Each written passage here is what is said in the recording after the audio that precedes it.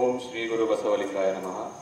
ಸೃಷ್ಟಿಕರ್ತ ಲಿಂಗದೇವ ಧರ್ಮಗುರು ವಿಶ್ವಗುರು ಬಸವ ತಂದೆಯನ್ನ ಮನದಲ್ಲಿ ಧ್ಯಾನಿಸುತ್ತಾ ಪ್ರವಚನ ಪಿತಾಮಹ ಪರಮ ಪೂಜ್ಯ ಲಿಂಗಾನಂದ ಮಹಾಸ್ವಾಮೀಜಿಯವರನ್ನು, ಬಸವಾತ್ಮಜೆ ಪರಮ ಪೂಜ್ಯ ಮಾತೆ ಮಹಾದೇವಿ ಮಾತಾಜಿಯವರನ್ನ ನನ್ನ ಮನದಲ್ಲಿ ಸ್ಮರಿಸುತ್ತಾ ಇಂದಿನ ಶರಣ ಸಂಗಮ ಕಾರ್ಯಕ್ರಮ, ಈ ಕಾರ್ಯಕ್ರಮದ ದಿವ್ಯ ನೇತೃತ್ವ ವಹಿಸಿಕೊಂಡಿರುವ ಬಸವಮಂಟಪದ ಪೂಜ್ಯ ಸತ್ಯದೇವಿ ಮಾತಾಜಿಯವರ ಚರಣಗಳಲ್ಲಿ ವಂದಿಸಿ ಕಾರ್ಯಕ್ರಮದ ವೇದಿಕೆ ಮೇಲೆ ಆಸೀನರಾಗಿರುವ ಎಲ್ಲ ಹಿರಿಯ ಶರಣರಿಗೂ ಶರಣರಿಗೂ ಮುದ್ದು ಮಕ್ಕಳಿಗೂ ಪ್ರತಿಯೊಬ್ಬರು ಕೂಡ ಅನಂತ ಶರಣಾರ್ಥಿಗಳು.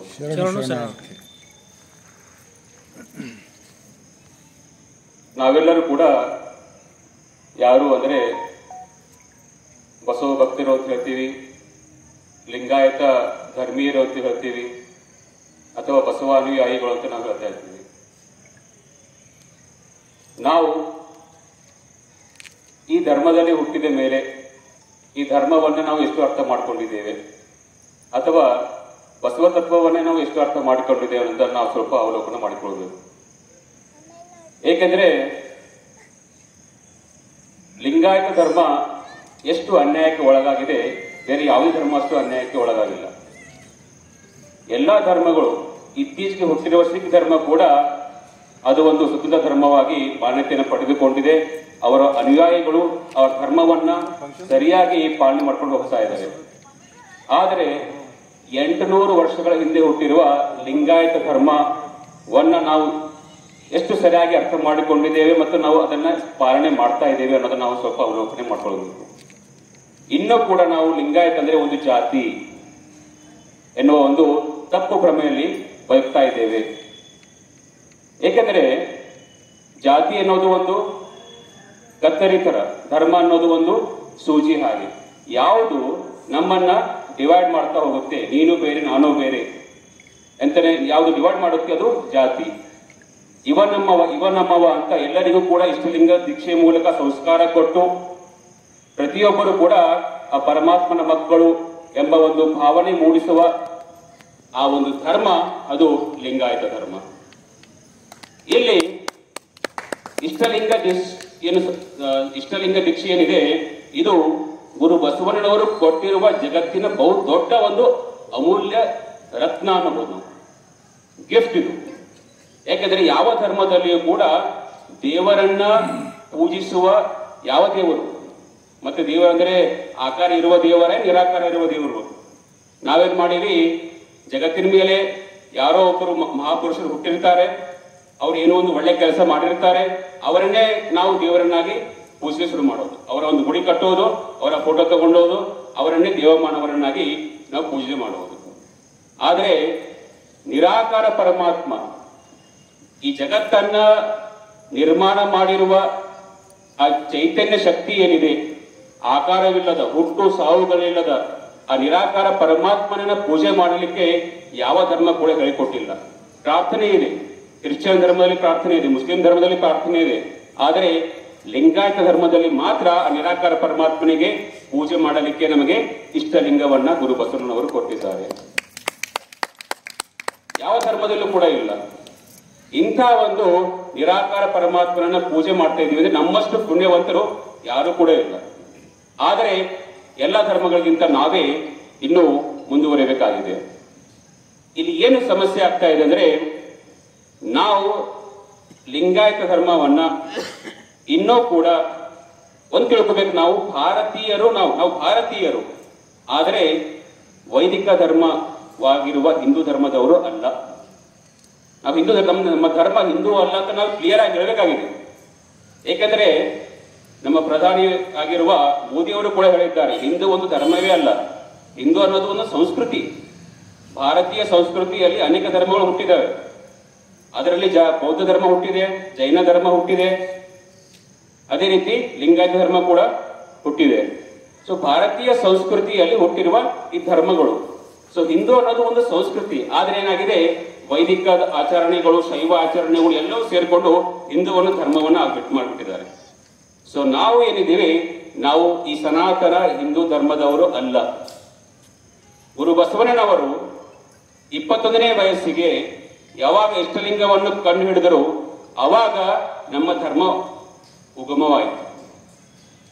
ಅಂದ್ರೆ 21ನೇ ವಯಸ್ಸಿಗೆ, ಅಂದ್ರೆ 1134ರಲ್ಲಿ ಹುಟ್ಟಿದ್ದಾರೆ, ಅಂದ್ರೆ 21ನೇ 1142ರಲ್ಲಿ ಲಿಂಗಾಯತ ಧರ್ಮ ಸ್ಥಾಪನೆ ಆಯಿತು. ಅಂದಿನಿಂದ ನಾವು ಭಾರತೀಯರು, ಭಾರತೀಯ ಸಂಸ್ಕೃತಿಯವರು, ಆದರೆ ನಾವು ಲಿಂಗಾಯತ ಧರ್ಮದವರು. ಅದರ ಅರಿವು ನಮಗೆ ಇನ್ನೂ ಕೂಡ ಕಡಿಮೆ ಇದೆ. ನಾವೇನ್ ಮಾಡ್ತಾ ಇದ್ದೀವಿ, ಇನ್ನೂ ಕೂಡ ಹಿಂದಿನ ಒಂದು ಆಚರಣೆಗಳನ್ನ, ಶೈವ ಆಚರಣೆಗಳನ್ನು ಮಾಡುವುದು, ವೈದಿಕ ಆಚರಣೆಗಳನ್ನು ಮಾಡುವುದು, ಯಜ್ಞ ಮಾಡೋದು, ಮಾಡೋದು, ದೇವತೆಗಳ ಪೂಜೆ ಮಾಡೋದು, ಪಂಚಾಂಗ ನೋಡೋದು, ಇದನ್ನೆಲ್ಲ ಮಾಡಿ ಮತ್ತೆ ನಾವು ಹಿಂದಕ್ಕೆ ಹೋಗ್ತಾ ಇದ್ವಿ. ಒಬ್ಬ ಹೆಣ್ಣುಮಗಳು ಹೇಗೆ ಮದುವೆ ಆದ ತಕ್ಷಣ ಗಂಡನ ಮನೆಗೆ ಬಂದ ಮೇಲೆ ಗಂಡನ ಮನೆಯನ್ನೇ ತನ್ನ ಮನೆ ಅಂತ ಹೇಳ್ತಾಳೆ, ತವ್ರ ಮನೆಯನ್ನ ತನ್ನ ಮನೆ ಅಂತ ಹೇಳಕ್ ಬರೋಂಗಿಲ್ಲ. ಅದೇ ರೀತಿ ನಾವು ಇಷ್ಟಲಿಂಗ ದೀಕ್ಷೆ ತಗೊಂಡು ಲಿಂಗಾಯತ ಧರ್ಮವನ್ನು ಸ್ವೀಕಾರ ಮಾಡಿದಾಗ ಅವ್ರು ಯಾವುದೇ ಪಂಗಡದವ್ರು ಇರಲಿ, ಯಾವುದೇ ಒಂದು ಸಮಾಜದವ್ರು ಇರಲಿ, ಲಿಂಗಾಯತವೇ ನಮ್ಮ ಧರ್ಮವನ್ನು ಹೇಳ್ಕೋಬೇಕು. ಮತ್ತೆ ನಮ್ದು ಹಿಂದಿನ ಪಂಗಡಗಳು ಅದು ಇದು ಆ ಸಮಾಜ ಈ ಸಮಾಜ ಅಂತ ನಾವು ಹೇಳಕ್ಕೆ ಹೋಗಬಾರ್ದು. ಅದೇ ರೀತಿ ಇಂಥ ಒಂದು ಶ್ರೇಷ್ಠವಾದ ಧರ್ಮ ಇದು ಲಿಂಗಾಯತ ಧರ್ಮ. ಅದಕ್ಕೆ ನಾವು ಇದರ ಒಂದು ಮಾನ್ಯತೆಗೆ ನಾವು ಹೋರಾಡಬೇಕಾಗಿದೆ. ಏಕೆಂದರೆ ಪರಮ ಪೂಜ್ಯ ಮಾತಾಜಿಯವರು ಮಾನ್ಯತೆ, ನಾವು ಲಿಂಗಾಯತ ಧರ್ಮಕ್ಕೆ ಮಾನ್ಯತೆ ಏಕೆ ಬೇಕು? ನಮಗೆ ಏನಾದರೂ ಸರ್ಕಾರಿ ಸೌಲಭ್ಯ ಸಲುವಾಗಿ ಬೇಕಾಗಿದೆನಾ? ಇಲ್ಲ. ನಮಗೆ ಕಾಯಕ ಧರ್ಮ ಇದು. ನಾವು ಕಾಯಕ ಮಾಡಿ ನಮ್ಮ ಜೀವನವನ್ನು ಸಾಗಿಸುವಂತ ಸಾಮರ್ಥ್ಯ ನಮ್ಮಲ್ಲಿ ಇದೆ. ನಾವು ಯಾವ್ದು ಸೌಲಭ್ಯ ಸಲುವಾಗಿ ಅಥವಾ ಸರ್ಕಾರಿ ಕೋಟ ಸಲುವಾಗಿ ನಾವು ಲಿಂಗಾಯತ ಧರ್ಮ ಮಾನ್ಯತೆ ಕೇಳ್ತಾ ಇಲ್ಲ. ಗುರು ಬಸವಣ್ಣನವರು ಕೊಟ್ಟಿರುವಂತಹ ವಿಶೇಷವಾದ ಏನು ಪ್ರತಿಯೊಬ್ಬ ಮಾನವನಿಗೂ ಕೂಡ ಧರ್ಮ ಮುಟ್ಟಬೇಕು ಅಂತ ಒಂದು ಶ್ರೇಷ್ಠವಾದ ಧರ್ಮ ಇದು ಲಿಂಗಾಯತ ಧರ್ಮ. ಇದು ಇಡೀ ಜಗತ್ತಿಗೆ ಮುಟ್ಟಬೇಕು. ಅವರು ಇಡೀ ಜಗತ್ತಿಗೆ ಒಂದು ಮಾದರಿ ಆಗಬೇಕನ್ನೋ ಉದ್ದೇಶದಿಂದ ನಾವು ಈ ಧರ್ಮದ ಒಂದು ಮಾನ್ಯತೆಯನ್ನು ಕೇಳ್ತಾ ಇದ್ದೇವೆ. ಈ ಜಾಗತಿಕ ಮಟ್ಟಕ್ಕೆ ಲಿಂಗಾಯತ ಧರ್ಮ ಮುಟ್ಟಬೇಕು. ವಚನ ಸಾಹಿತ್ಯ ಇಡೀ ಜಗತ್ತಿಗೆ ಮುಟ್ಟಬೇಕು. ಧರ್ಮ ಅನ್ನೋದು ಒಂದು ಬೆಳಕಿನ ಹಾಗೆ, ಒಂದು ದೀಪದ ಹಾಗೆ. ಕತ್ತಲೆಯಲ್ಲಿ ಇದ್ದವರಿಗೆ ಅದರ ಬೆಳೆ ಗೊತ್ತಿರ್ತದೆ. ಈಗ ಯಾವಾಗಲೂ ಯಾರು ಬೆಳಕಿನ ಇರ್ತಾರೆ, ಅವರಿಗೆ ದೀಪದ ಒಂದು ಮಹತ್ವ ಗೊತ್ತಿರೋದಿಲ್ಲ. ಯಾವಾಗಲೂ ಕತ್ತಲೆಯಲ್ಲಿ ಇರೋರಿಗೆ ಬೆಳಕಿನ ಒಂದು ಮಹತ್ವ ಗೊತ್ತಿರುತ್ತೆ. ಅದಕ್ಕಾಗಿ ಅಂಧಶ್ರದ್ಧೆಯಲ್ಲಿ, ಮೂಢನಂಬಿಕೆಗಳಲ್ಲಿ, ಅತ್ಯಾಚಾರಗಳಲ್ಲಿ ಅನೇಕ ಶೋಷಣೆಗೆ ಒಳಗಾಗಿರುವ ಜನರಿಗೆ ಧರ್ಮದ ಅವಶ್ಯಕತೆ ಇದೆ. ನಮಗೆ ಧರ್ಮ ಸಿಕ್ಕರೆ ನಾವು ಸುಮ್ಮನೆ ಕೊಡಬಾರದು. ಈ ಧರ್ಮವನ್ನ ನಾವು ಎಲ್ಲ ಕಡೆ ಮುಟ್ಟಿಸುವ ಕಾರ್ಯ ಮಾಡಬೇಕು. ಅದಕ್ಕಾಗಿ ಇಂಥ ಒಂದು ಲಿಂಗಾಯತ ಧರ್ಮವನ್ನ, ಬಸವ ತತ್ವವನ್ನ ನಾವು ಜಗತ್ತಿಗೆ ಮುಟ್ಟಿಸಬೇಕಾದರೆ ನಾವು ಸ್ವತಂತ್ರ ಧರ್ಮದ ಮಾನ್ಯತೆ ನಮಗೆ ಸಿಗಬೇಕು. ಮಾನ್ಯತೆ ಸಿಗಬೇಕಂದ್ರೆ ನಮ್ಮ ಆಚರಣೆಗಳು ಬದಲಾಗಬೇಕು. ನಾವು ಲಿಂಗಾಯತ ಧರ್ಮ ಅಂತ ಹೇಳ್ತೀವಿ, ಮತ್ತೆ ಯಾವುದೋ ಒಂದು ಪೂಜೆ ಮಾಡ್ತೀವಿ, ಯಾವುದೋ ಮೂಢನಂಬಿಕೆಗಳು ಮಾಡ್ತೀವಿ, ಜ್ಯೋತಿಷ್ಯ ನೋಡ್ತೀವಿ, ಪಂಚಾಂಗ ಮಾಡ್ತೀವಿ, ಮತ್ತೆ ಯಜ್ಞಗಾದೆ ಮಾಡ್ತೀವಿ, ಮತ್ತೆ ವಾರ ತಿಥಿ ನೋಡ್ತೀವಿ. ಸ್ವಲ್ಪ ನಾವು ಅವಲೋಕನ ಮಾಡ್ಕೊಳ್ಬೇಕು. ನಾವು ಗುರು ಬಸವನವರು ಹೇಳಿದ್ದಾರೆ, ಎಮ್ಮವರು ಬೆಸೆಗೊಂಡರೆ ಶುಭ ಲಗ್ನವೆನ್ನಿರಯ್ಯ, ರಾಶಿಕೂಟ ಗಣ ಸಂಬಂಧ ಉಂಟೆಂದು ಹೇಳಿರಯ್ಯ. ಅಂದರೆ ಎಲ್ಲಿ ಗುರುವಿನ ಅನುಗ್ರಹ ಇರ್ತದೆ, ಎಲ್ಲಿ ನಾವು ಮಂತ್ರವನ್ನು ಹೇಳಿ ಒಂದು ಕಾರ್ಯವನ್ನು ಮಾಡ್ತೀವಿ, ಅದೇ ನಮಗೆ ಶುಭ. ಯಾವುದೇ ಒಂದು ಕಾಲ, ಯಾವುದೇ ಒಂದು ದಿನ, ಯಾವುದೇ ಒಂದು ಸ್ಥಳ ಕೆಟ್ಟದಂತಿರುವುದಿಲ್ಲ. ನಾವು ಗುರುವಿನ ನಾಮದಿಂದ, ಆ ದೇವರ ನಾಮದಿಂದ ಓಂ ಶ್ರೀ ಗುರು ಬಸವ ಲಿಂಗಾಯ ನಮ, ಓಂ ಲಿಂಗಾಯ ನಮ ಈ ಮಂತ್ರವನ್ನು ಹೇಳ್ರಿ. ಯಾವುದೇ ಸಮಯ ಇರ್ಲಿಕ್ಕೆ, ಯಾವುದೇ ಸ್ಥಳ ಇರ್ಲಿಕ್ಕೆ ಅದು ಪವಿತ್ರ ಆಗ್ತದೆ.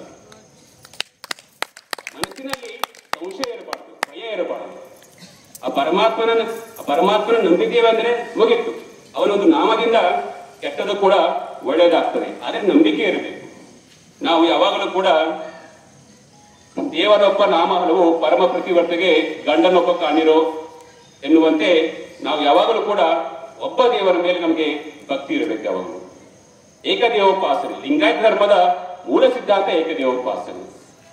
ಅದಕ್ಕಾಗಿಯೇ ನಾವು ಇಷ್ಟಲಿಂಗವನ್ನ ದಿನಾಲು ಪೂಜಿಸುತ್ತಾ ಒಂದೇ ಪರಮಾತ್ಮನ ಮೇಲೆ ನಂಬಿಕೆಯನ್ನು ಇಟ್ಟು, ಶ್ರದ್ಧೆ ಇಟ್ಟು, ಯಾವುದೇ ಒಂದು ಸಂಶಯ ಇಲ್ಲದೆ ನಂಬಿಕೆಯಿಂದ ನಾವು ಒಂದು ಮಂತ್ರವನ್ನ, ಒಂದು ವಚನ ಸಾಹಿತ್ಯವನ್ನ ನಾವು ಅಧ್ಯಯನ ಮಾಡ್ತಾ ಅದರ ಬಗ್ಗೆ ಒಂದು ಶ್ರದ್ಧೆಯಿಂದ ನಾವು ಪಾಲನೆ ಮಾಡ್ಕೊಂಡು ಹೋದರೆ ನಮಗೆ ಯಾವುದೇ ಕೂಡ ಶುಭ ಅಶುಭ ಅಂತ ಇರೋದಿಲ್ಲ. ಆ ಪರಮಾತ್ಮನ ಒಂದು ಕೃಪೆ ನಮ್ಮ ಮೇಲೆ ಇರುತ್ತೆ. ಅಂತ ಒಂದು ವಿಶೇಷವಾದ ವೈಜ್ಞಾನಿಕವಾದ ಒಂದು ಧರ್ಮ ಕೊಟ್ಟಿದ್ದಾರೆ ಗುರು ಬಸವಣ್ಣನವರು. ಯಾವುದೇ ನೀವು ದೇವರಿಗಾಗಿಯೇನು ಆಡಂಬರವಾದ ಪೂಜೆ ಮಾಡಬೇಕಾಗಿಲ್ಲ. ಸಾವಿರ ಹೂಗಳು ತರಿಸೋದು, ಸಾವಿರ ಲಕ್ಷ ದೀಪೋತ್ಸವ ಮಾಡೋದು, ಅಥವಾ ಬಂಗಾರದ ಕಿರೀಟ ಹಾಕೋದು ಏನು ಬೇಕಾಗಿಲ್ಲ. ದೇವರಿಗೆ ಒಂದು ನಿಸ್ವಾರ್ಥವಾದ ಪ್ರೀತಿಯಿಂದ ಕೂಡಿರುವ ಭಕ್ತಿ ಬೇಕು. ಅವರಿಗೆ ಆಡಂಬರ ಬೇಕಾಗಿಲ್ಲ. ದೇವರಿಗೆ ಆಡಂಬರ ನಾವು ಮಾಡ್ಕೊಂಡಿದ್ದೀವಿ. ಪರಮಾತ್ಮನಿಗೆ ಒಂದು ಎಷ್ಟು ಸರಳವಾದ ಭಕ್ತಿ ಮಾಡ್ತೀವಿ ಅಷ್ಟು ದೇವರಿಗೆ ಮೆಚ್ಚುಗೆ ಆಗ್ತದೆ. ನೀವೇ ನೋಡ್ರಲ್ಲ, ನೀವೇ ನಿಮ್ಮ ಮನೆಯಲ್ಲಿ ತಂದೆ ತಾಯಿಗಳಿಗೆ ನೀವು ಎಷ್ಟೋ ಅವರಿಗೆ ನೀವು ಪ್ರೀತಿ ಮಾಡಂಗಿಲ್ಲ, ಅವ್ರಿಗೆ ಸರಿಯಾಗಿ ಮಾತಾಡ್ಸಂಗಿಲ್ಲ, ಅವರಿಗೆ ಒಂದು ಲಕ್ಷ ಬೆಳೆಬಾಳುವಂತ ಒಂದು ಯಾವ್ದು ಗಿಫ್ಟ್ ತಂದು ಕೊಟ್ರೆ ಅವರಿಗೆ ಅದು ಇಷ್ಟ ಆಗ್ತದೆ? ಆಗಲ್ಲ. ಪ್ರೀತಿಯಿಂದ ನೀವು ಅಪ್ಪ ಅಮ್ಮ ಅಂತ ನೀವು ಮಾತಾಡಿಸಿದ್ರೆ ಎಂತ ಒಂದು ಬೆಲೆ ಬಾಳುವಂತಹ ಗಿಫ್ಟ್ ಉಡುಗೊರೆ ಕೊಟ್ಟರು ಕೂಡ ಅದಕ್ಕಿಂತ ಅದು ಜಾಸ್ತಿ ಇರುತ್ತೆ. ಪರಮಾತ್ಮನು ಕೂಡ ಅದೇನೇ ಬಯಸ್ತಾನೆ. ಪರಮಾತ್ಮ ಒಂದು ತಾಯಿ ಇದ್ದ ಹಾಗೆ. ಅವನಿಗೆ ನಾವು ನಿಷ್ಕಲ್ಮಶವಾದ ಶ್ರದ್ಧೆಯಿಂದ ಕೂಡಿರುವ ಒಂದು ಮನಸ್ಸಿನಿಂದ ನಾವು ಭಕ್ತಿ ಮಾಡಿದರೆ ಕೂಡ ಸಾಕು, ಅವರಿಗೆ ಮುಟ್ಟುತ್ತೆ. ಅಂತ ಒಂದು ವೈಜ್ಞಾನಿಕವಾದ ಸರಳವಾದ ಲಿಂಗಾಯತ ಧರ್ಮ ಇದೆ. ಅದನ್ನು ನಾವು ಸರಿಯಾಗಿ ಬಳಸ್ಕೊಂಡು ನಮ್ಮ ಆಚರಣೆಗಳನ್ನ ನಾವು ಸರಿಯಾಗಿ ಮಾಡಿಕೊಂಡು ಹೋದಾಗ ನಮ್ಮ ಧರ್ಮ ಇಡೀ ಜಗತ್ತಿಗೆ ಮುಟ್ಟಲಿಕ್ಕೆ ಸಾಧ್ಯ ಅಂತ ಹೇಳಿ ನನಗೆ ಇಲ್ಲಿ ಎರಡು ಮಾತಾಡಲಿಕ್ಕೆ ಅವಕಾಶ ಕೊಟ್ಟಿದ್ದಕ್ಕಾಗಿ ತಮಗೆಲ್ಲರಿಗೂ ಅನಂತ ಶರಣು.